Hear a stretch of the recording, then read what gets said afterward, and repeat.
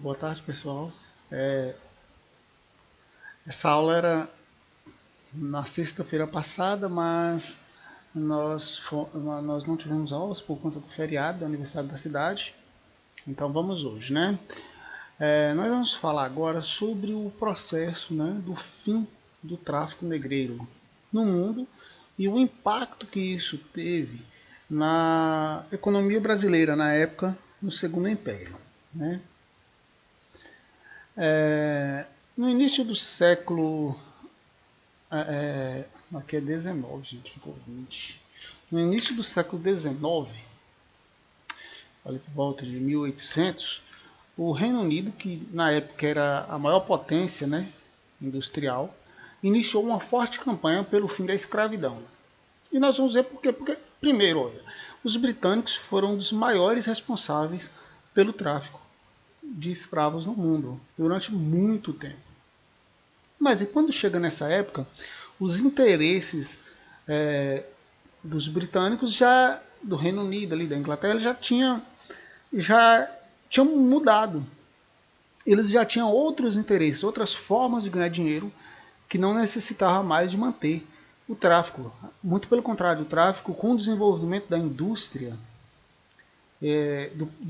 da revolução industrial, da produção, né, que estava nascendo uma produção em larga escala de produtos manufaturados, a existência de escravos era um entrave para o desenvolvimento econômico do Reino Unido, que agora produzia muita coisa e uma grande parte da população nessas colônias, nesses lugares que tinham sido colonizados, muitos deles já tinham conseguido a independência, era ainda escravos. E escravos, como nós sabemos, não recebia salário. Se não recebia salário, logo não consumia, não compraria os produtos que estavam sendo produzidos nas indústrias do Reino Unido, que necessitava de mercado consumidor. Então era urgente a transformação dessa mão de obra escrava em uma mão de obra assalariada para consumir esses produtos que agora a Inglaterra passava a produzir. A gente tem que ter esse contexto na cabeça para a gente entender por que a Inglaterra começou de uma hora ali a defender, a partir de um determinado momento,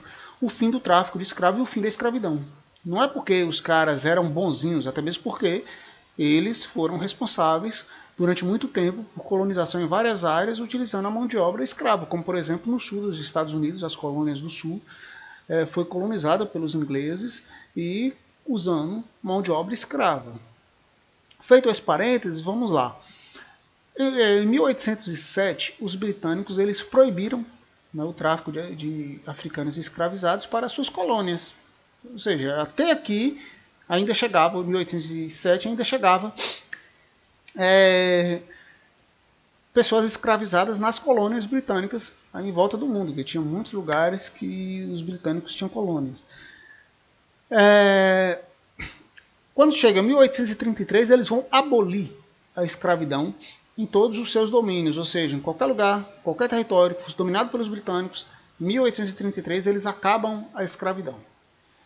Essas medidas acabaram causando um problema para eles na casa da produção de açúcar nas ilhas das Antilhas Britânicas, porque a mão de obra principal era a mão de obra escrava.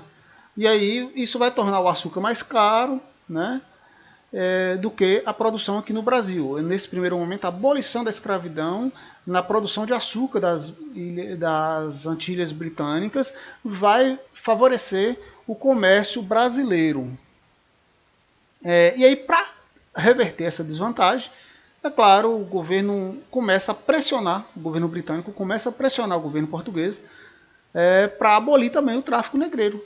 Porque aí, com a abolição do tráfico, com a abolição da escravidão nos domínios do Reino Unido, eles passam a perder competitividade com a produção de açúcar brasileira.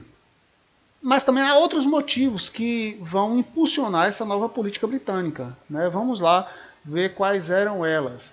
O Reino Unido ele dominava, né, as rotas marítimas no mercado latino-americano. Nessas rotas, né, o tráfico de escravizados, né, era dominado por comerciantes brasileiros.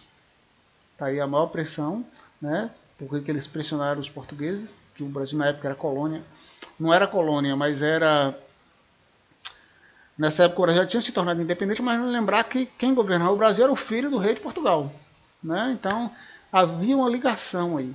Então esse comércio de escravizados, né, nessas rotas marítimas era uma ameaça a esse domínio dessas rotas comerciais britânicas na região, que acabava drenando muitos recursos humanos para o interior do interior da África, né? E que era uma região que começava a ser objeto de interesse dos britânicos, né? Região a ser explorada, tanto do ponto de vista de extração de matérias-primas, quanto de oferta de produtos manufaturados. A partir daí que vai começar o processo de colonização da África. Até então a África ela era apenas uma fornecedora de mão de obra, de mão de obra escrava. A partir desse momento, com a industrialização dos países europeus, principalmente do Reino Unido, a África começa a ser vista como uma potencial região para colonização. Agora uma colonização diferente, uma colonização mais voltada para a extração de matérias-primas e oferta de produtos manufaturados produzidos na Europa. Outra razão que os historiadores destacam era a crescente campanha de intelectuais e de grupos humanitários lá da Europa, né, britânicos, pelo fim da escravidão no mundo. Então tinha todos esses componentes para fazer com que a pressão da Inglaterra pelo fim da escravidão fosse sendo cada vez maior.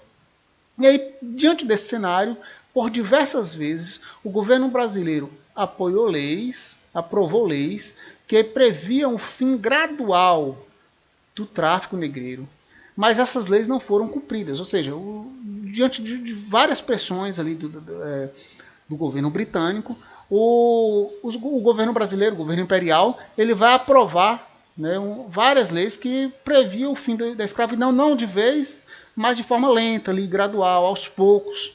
Só que o que acontece é que essas leis não eram cumpridas. E é aqui que aparece uma expressão que você já deve ter ouvido, assim, tipo, quando algo é feito que não vai ser cumprido, que não era para... A pessoa não tem o interesse de fazer aquilo, fala assim, isso é feito para inglês ver. Aquilo ali foi feito para inglês ver.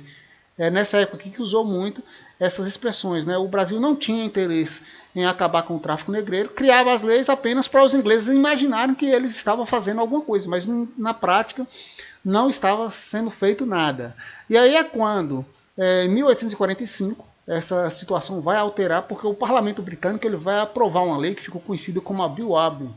Essa lei ela autorizava os navios britânicos e os britânicos tinham uma frota marítima, uma marinha muito poderosa, e essa lei autorizava os ingleses, navios ingleses, a prender qualquer navio que fosse suspeito de transportar africanos escravizados e julgar os responsáveis em tribunais britânicos. Ou seja, navegando por qualquer parte por aí, navios britânicos poderiam prender navios que transportassem escravos, pegava as pessoas ali responsáveis e levaria para ser julgados nas leis britânicas, que era proibido o tráfico de pessoas. O problema disso é que muitos navios brasileiros, quando viam se cercados por navios britânicos, pegavam os escravos que eles estavam levando, amarravam pedras aos corpos dos escravos e jogavam no mar para que eles afundassem e não fosse usado como provas ali, né, o tráfico de escravos contra eles, né, contra a tripulação. Então aí quando o navio britânico chegava ali no navio, não tinha nenhuma prova que pudesse incriminar aquela tripulação. As pressões britânicas elas foram aumentando cada vez mais, de forma que quase levou a uma crise diplomática entre o Brasil e a Inglaterra, né, o Reino Unido. E aí, em setembro de 1850, foi aprovado no Parlamento Brasileiro a Lei Eusébio de Queiroz, que proibia o tráfico de africanos escravizados para o Brasil. Aí, nesse momento, a partir de 1850, o Brasil deixa de receber nova mão de obra, né? Continua a escravidão no Brasil, mas não pode chegar a novos escravos. Aí esse é o lento fim da escravidão. Chega em 1863, né, os Estados Unidos aboliram lá a escravidão, lembrando que os Estados Unidos nessa época não pertencia mais, não era mais colônia do Reino Unido, ele tinha conseguido a independência quase 100 anos antes. Eles aboliram a escravidão lá nos Estados Unidos, e depois que os Estados Unidos aboliram a escravidão, apenas Brasil e Cuba eram os únicos territórios na América em que ainda tinha a prática da escravidão. E aí, diante disso, os senhores de escravos brasileiros, eles sabiam que a escravidão acabaria, era inevitável o fim, né? E aí eles começam a se preparar para o fim da escravidão, mas não feita de forma que eles tivessem prejuízo, que corressem risco da ordem social,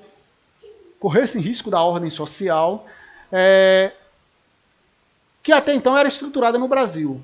Então eles foram trabalhando para que essa abolição ela fosse feita de forma gradual e controlada, né, sem levar o risco de uma revolta de escravos e mudar a estrutura política do país. E aí, seguindo essa orientação, que o governo aprova em 1871 a lei que ficou conhecida, era a Lei Rio Branco, que ficou conhecida como Lei do Ventre Livre, que significava o seguinte: essa lei declarava livre os filhos de escravos nascidos a partir daquela data, ou seja, a partir de 1871, todos os filhos de escravos que nascessem eram livres. Só que aí eles tinham que permanecer com a mãe até os 8 anos de idade. Claro, né, não podia separar a criança da mãe. Depois disso, ele estava ali na fazenda do senhor, que era o dono da mãe dele. Esse senhor ele poderia escolher entre receber uma indenização do Estado por aquela criança de 8 anos, que era uma propriedade dele, mas que a lei agora estava tornando ele livre, ou utilizar o serviço desse menor até que ele completasse 21 anos de idade. Ou seja, por essa lei, aquela criança que era livre, ela continuava, né? Se o senhor decidisse não receber uma indenização por ela quando ela tinha 8 anos de idade, ela ia continuar sendo tendo que prestar serviços, né, para o senhor até ele completasse 21 anos. A partir da década de 1880, a campanha abolicionista ela vai fortalecer bastante, e as ações de resistência dos escravizados também vão se tornar muito decisivas no fim, para o fim dessa escravidão, né? Porque vai acontecer fugas em massas, invasões de propriedades, né? Aqueles que já tinham fugido, que já eram libertos, eles vão começar a invadir propriedades para libertar escravos.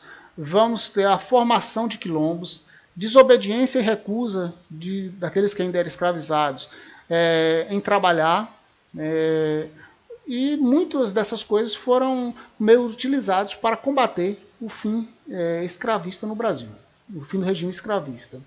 Com o aumento da pressão, ainda no ano de 1885, é criada uma outra lei, que é a Lei Saraiva contra Jipe, que ficou conhecida como Lei dos Sexagenários, que era a lei que, a partir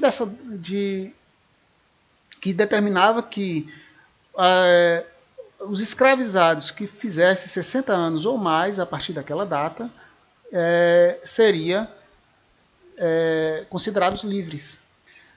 Só que essa lei ela não teve quase efeito, porque poucos escravos, com a vida difícil que tinha na época, a expectativa de vida de um escravo era de 40, 50 anos, então pouquíssimos chegavam aos 60 anos de idade. E aqueles que chegavam não tinham condição física para continuar trabalhando para sobreviver. Então é uma lei que não serviu para nada. Então a abolição da escravidão no Brasil ela só vem de fato com a Lei Áurea em 13 de maio de 1888, mas essa lei ela não vai trazer, ela só vai declarar que a partir daquele momento todas as pessoas escravizadas estão livres, mas ela não vai promover uma integração dessas pessoas à sociedade. Principalmente por causa do racismo que existia na época, né? Que essa ideia ela reforçava, né, o racismo reforçava a ideia de que esses afrodescendentes esses negros, eles não poderiam usufruir dos mesmos direitos que os brancos, ou seja, eles são pessoas inferiores, jamais poderá ter o mesmo direito das outras pessoas que são brancas. Então, aí nas áreas rurais, aquelas pessoas que se tornaram livres pela Lei Áurea, ela vai ter aí duas opções, né? Grande parte dessas pessoas, elas não têm condição de garantir o sustento e vão continuar dependendo dos seus ex-senhores, trabalhando para eles para sobreviver. Em outras regiões, esses libertos eles vão conseguir estabelecer uma parceria com esses antigos senhores, né? Eles vão se tornar arrendatários de seus antigos senhores. Ou seja, vão pegar um pedaço de terra ali, vai trabalhar naquela terra e uma parte do que eles produzir, eles vão dar para os senhores, em troca de estar ali utilizando a terra dele, dos seus antigos senhores. Em outras regiões, nas áreas urbanas, os ex-escravos não tinham qualificação profissional, a maioria deles tiveram que se submeter a trabalhos forçados e mal remunerados, né? Isso vai contribuir para uma desigualdade social cada vez maior. E os que não conseguiam trabalho, por não ter qualificação profissional, não conseguir trabalho de forma nenhuma, ia viver nas ruas, né, em condições miseráveis. E aqui que as grandes cidades brasileiras vão ter um avanço muito grande da questão da favelização das cidades, né? Nas áreas periféricas das cidades vão surgir ali as casas feitas de todo jeito, né? Que eram essas pessoas que não tinham nenhuma condição. No momento em que o trabalho escravo ele começa a ser abolido, começa a surgir no Brasil a experiência do trabalho livre, né? E nós vamos falar um pouquinho sobre como se deu esse processo. A primeira experiência com o trabalho livre ele aconteceu no interior paulista, na cidade de Limeira, no município de Limeira, na década de 1840, né? Porque já é aquele momento que eles começam a perceber que o fim da escravidão, com as pressões da Inglaterra, o fim da escravidão estaria bem próximo. E aí, por meio desse sistema, o que é que fazia? Os grandes proprietários, né, os grandes fazendeiros lá do município de Limeira, eles pagavam a viagem de pessoas que quisessem, imigrantes, né, que quisessem vir trabalhar na produção de café. E aí, ao chegarem ao Brasil, essas pessoas recebiam lotes de terra, onde elas iam cultivar o café, e ao final da colheita, os lucros obtidos com a venda eram divididos entre as partes. Isso era o que constava no contrato. Só que na prática, o sistema ele favorecia apenas os grandes proprietários. Quando ia acertar as contas, né, vendia o café que ia acertar a conta, aí o proprietário ele começava a ressarcir com juros, né, todas as despesas de viagem e que as pessoas gastaram durante esse processo de produção. A compra de instrumentos, né, as ferramentas de trabalho e todos os gastos ali necessários ao sustento. Assim, esses trabalhadores eles tinham uma dívida muito grande com esses donos das terras e eles tinham que permanecer ali por muitos anos e aquela dívida nunca acabava. Então, grande parte dessas pessoas ainda tinha o costume de castigar os escravos, né? Eles eram acostumados a lidar com escravos, a privá-los de qualquer direito, né? Não reconhecia nenhum direito do escravo, porque o escravo era na visão deles, uma mercadoria, né? Que eles tinham comprado. Então, eles tentavam reproduzir com os imigrantes esse mesmo tipo de tratamento, empregar a mesma relação de violência. E aí, como já nessa altura estava acontecendo com os escravizados, que já estavam se rebelando, né, ali buscando o fim da escravidão, os imigrantes também reagiram a esse tipo de situação. E muitos desses trabalhadores acabaram fugindo das fazendas em busca de oportunidade nas cidades, e outros utilizavam dos seus próprios trabalhos de instrumentos como armas para se rebelar contra os fazendeiros. E aí, a partir de... É um sistema que a gente vê não deu certo, né? Os próprios fazendeiros financiar a vinda dessas pessoas para cá acabou não funcionando. E a partir da década de 1870, o Império, né? O governo imperial, tanto o governo imperial como o governo das províncias, por exemplo, a província de São Paulo, do Paraná, eles passam a subsidiar a imigração. Ou seja, eles passam a pagar a vinda, né, o custo da viagem de vinda desses imigrantes para o país. E aí eles vão promover campanha para atrair esses imigrantes na Europa, né, e vão custear a vinda deles para o Brasil. Imagina aí, do nada começar a aparecer lá nos jornais, na época, anúncios, é o seguinte, ó, se você quer ir trabalhar no Brasil, você não vai pagar nada, o governo brasileiro está pagando para você ir trabalhar lá. E muitos imigrantes vieram dessa forma. E aí, ainda com a promessa de chegar aqui, eles passaram a receber salários, né, pelo trabalho e um pedaço de terra para o cultivo de seu próprio alimento, né.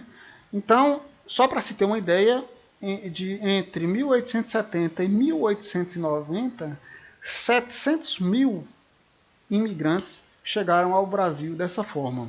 A maior parte dirigiu para as fazendas paulistas, mas também houve grupos que foram para o sul do país, onde eles formaram núcleos de pequenas propriedades, né, não baseado no mesmo tipo de trabalho que acontecia no interior paulista.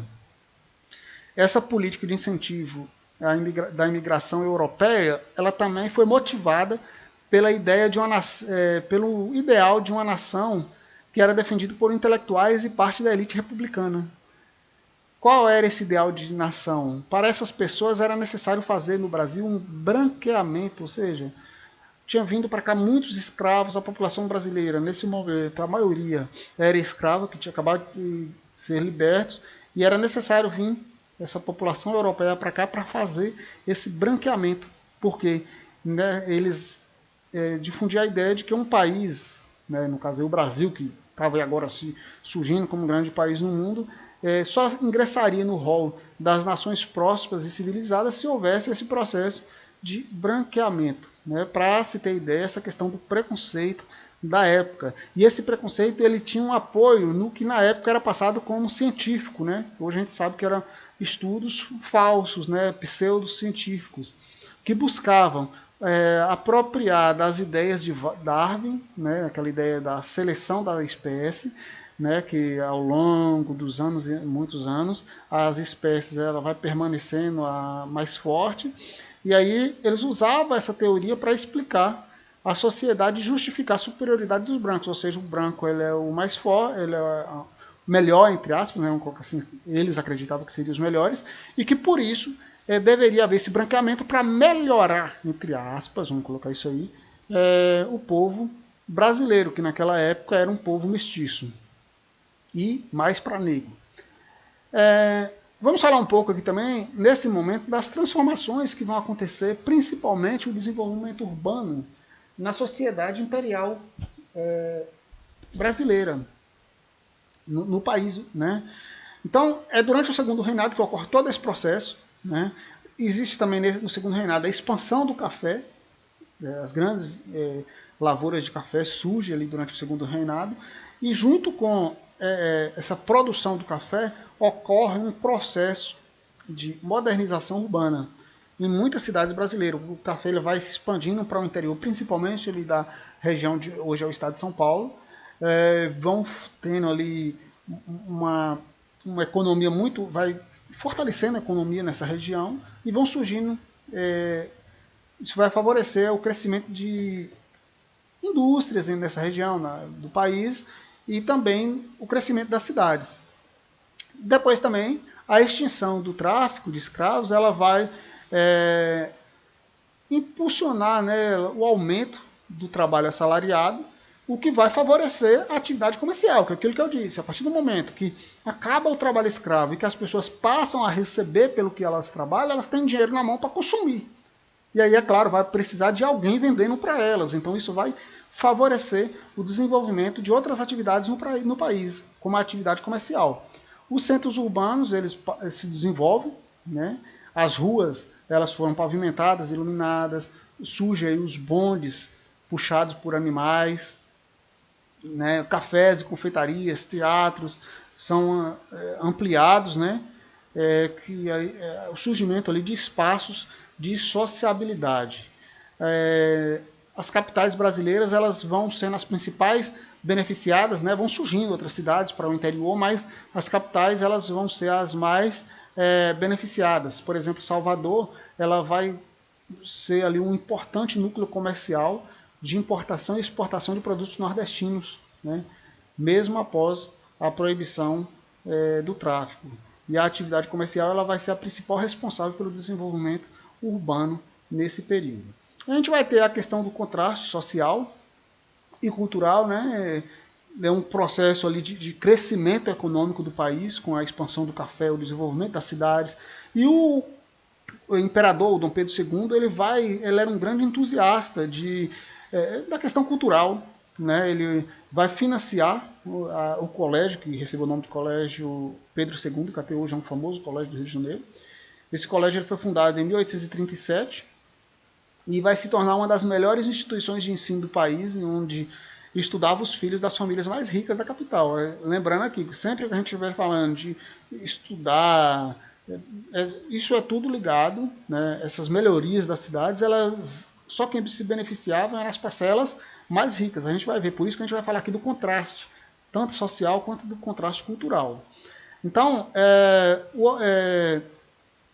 ele vai financiar, né, e participava de um instituto chamado Instituto Geográfico Histórico e Geográfico Brasileiro, que tinha o objetivo de construir uma história oficial do Brasil, que destacasse os heróis nacionais e ajudasse a criar uma identidade nacional. Lembrando que o Brasil, né, tinha se tornado independente em 1822, né, o Brasil é um país recém-independente. Então, o Dom Pedro II, ao assumir o trono, ele começa a trabalhar essa ideia de criar uma identidade nacional. Houve ali um desenvolvimento expressivo da literatura, da música, do teatro, artes plásticas e fotografia no segundo. O Dom Pedro ele vai trabalhar para difundir a cultura europeia pelo Brasil, ao mesmo tempo que busca, né, criar instituições com o objetivo de estimular e ampliar a produção de artes visuais, de música, literatura da nova nação que se formava. Nesse contexto, o imperador ele fundou museus, teatros, escolas de música e de medicina, além de incentivar estudantes de diversas áreas. Eles davam bolsa, né, para os estudantes que fossem estudar no exterior. A fotografia, que na época era a tecnologia de ponta, né? Se hoje nós temos a internet, né, as redes sociais, na época era a fotografia. Lembrando, quem tinha acesso a isso aqui, quem vinha uma fotografia nesse momento? A elite brasileira. A maior parte da população nem sabia da existência disso. A nova tecnologia do período, né, foi um interesse especial do imperador, que encomendou seu próprio equipamento, a sua própria máquina, né, de fotografia. Ele encomendou, era um entusiasta dessas coisas.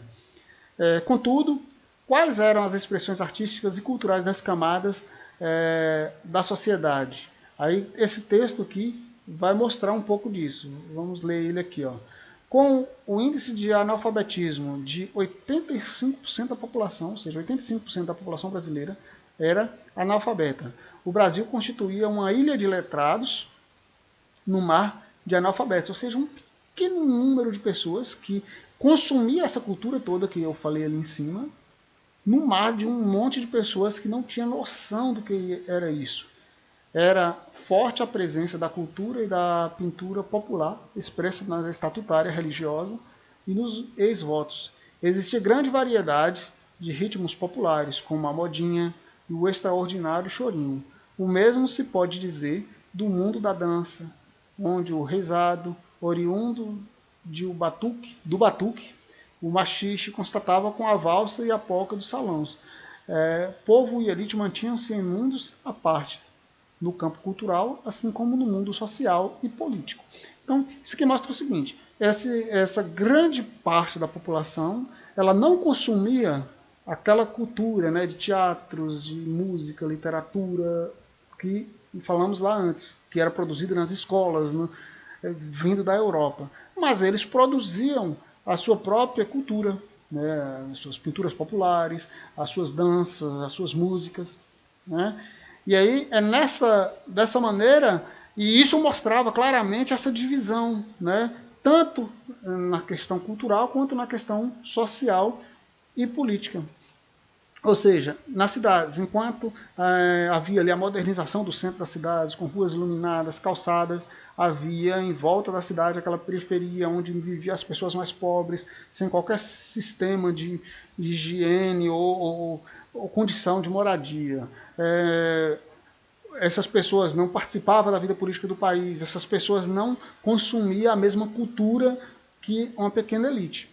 Então, a intensa vida cultural e artística, o luxo e a riqueza dos espaços privilegiados nas cidades era cercado de pequenos becos sem saneamento básico e iluminação, onde viviam libertos, trabalhadores pobres, vendedores ambulantes e pessoas desempregadas.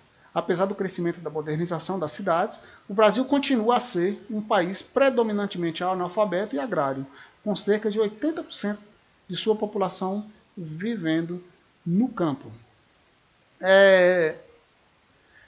A construção da identidade nacional, aquilo que eu disse, havia ali uma preocupação com essa construção da identidade nacional. Durante um período, tudo que se consumia de cultura era a idealização do europeu aqui.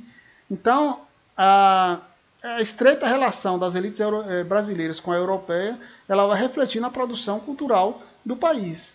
E então, entre essas influências está o romantismo, que é um movimento artístico-cultural da Europa do século XIX, que valorizava a libertação do ser humano, ou seja, com o romantismo não combinava escravidão, né, gente? A natureza idealizada e a expressão de emoções. No Brasil, o romantismo se expressou de maneira um pouco diferente, porque os artistas e poetas intelectuais brasileiros eles procuraram construir uma identidade brasileira, um sentimento nacional de amor à pátria.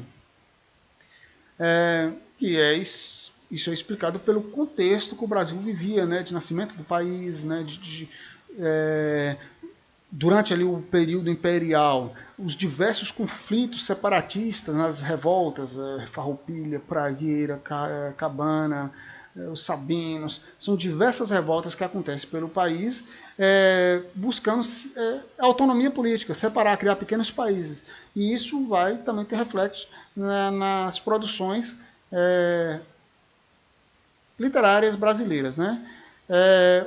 Os românticos brasileiros, né, eles tinham essa consciência da herança ibérica, mas eles voltam para... mas ao mesmo tempo eles tentavam criar uma diferenciação entre a América e a Europa, para construir essa autonomia cultural. Eles queriam criar o seu próprio romantismo aqui no Brasil. E para isso eles vão buscar a figura do indígena, né, uma exaltação do indígena e da natureza do país. Esses elementos, eles buscam criar, né, esses elementos como sendo símbolos nacionais nas suas obras. O indígena passa a ser visto, num primeiro momento, como o bom selvagem, o herói, né, e depois ele passa a ser associado à mestiçagem entre indígenas e portugueses. Em busca pela formação do nacionalismo, da nacionalidade brasileira, a gente vai ter alguns escritores que você já deve ter ouvido falar aí. A Rosa já deve ter falado alguma coisa deles com vocês aí. Se não, no ensino médio vocês vão falar muito deles. O Gonçalves de Magalhães e Gonçalves Dias, que fez parte daqueles românticos que buscavam o indígena herói, né, Salvador, que veio ali, que resistia ao invasor português. As obras desses caras vão retratar isso. E no segundo momento, aquele que era ligado muito à questão da mestiçagem entre indígenas e portugueses, você vai ter o José de Alencar. De José de Alencar eu sei que aí na escola tem livros de José de Alencar, que era o romântico indianista, né? Escreveu Iracema, tem esses livros aí na escola. Aí, diante de tudo isso, é interessante falar sobre a questão do legado e a superação da escravidão, né? A escravidão no Brasil ela deixa de existir com a Lei Áurea, em 13 de maio de 1888, mas a abolição da escravidão ela foi incapaz de reparar os danos acumulados em quase 4 séculos de escravidão no Brasil, né? Porque, além da questão da violência, de retirar essas pessoas da África e trazer para cá, da violência, né, ali da viagem no navio negreiro e das condições degradantes que essas pessoas tinham, a escravidão ela vai deixar em nossa sociedade uma herança triste e que é duradoura, que dura até hoje, que é a questão do preconceito racial. E para a gente perceber esse contexto, esse preconceito racial, basta a gente analisar alguns indicadores sociais relativos à população negra no Brasil, como por exemplo renda. Se você pegar a população brasileira como um todo, a gente sabe que é uma população extremamente desigual. Onde é que está a maior parte negra? Entre os mais ricos ou os mais pobres? Você vai ver que a maior parte dos mais pobres é negra. Se você pegar na escolaridade, você pegar quem é que tem menos escolaridade no Brasil, você vai ver que a maioria são negros. Moradia, quem é que vive em condições melhores, você vai ver que a maioria são negros. Se você pegar as populações prisionais, se você for fazer um levantamento das prisões no Brasil, qual é a população que está mais presa em percentuais? A população negra. E se você for pegar vítimas de violência policial, também vai estar lá a população negra. Todos os indicadores sociais que você pegar, para você analisar, a população negra, ela sofre, ela vai estar fazendo parte do lado negativo. Então isso é parte do preconceito racial que impera na nossa sociedade até hoje. O preconceito, mesmo sendo mais duradouro do que a escravidão, que permanece até hoje nas nossas instituições, felizmente começa a ser demolido. Não de forma espontânea, né, mas pela ação da organização, né, dos negros em movimentos como o Movimento Negro e de outras instituições da sociedade civil e de políticas públicas reparatórias e afirmativas. No caso, a mais conhecida que nós temos é a Lei de Cotas. Você já deve ter visto falar que é uma lei que foi criada recentemente, em 2012, e ela cria a reserva de vagas nas universidades públicas e institutos federais para alunos que vêm da escola pública, oriundos de famílias de baixa renda, e além ainda de garantir ali um percentual nessas vagas para pessoas que são negras e indígenas. Essa lei ela foi criada, é a lei número 12.711, né, e ela foi sancionada em 2012. E começa a dar os primeiros frutos, demonstrando o potencial transformador da educação.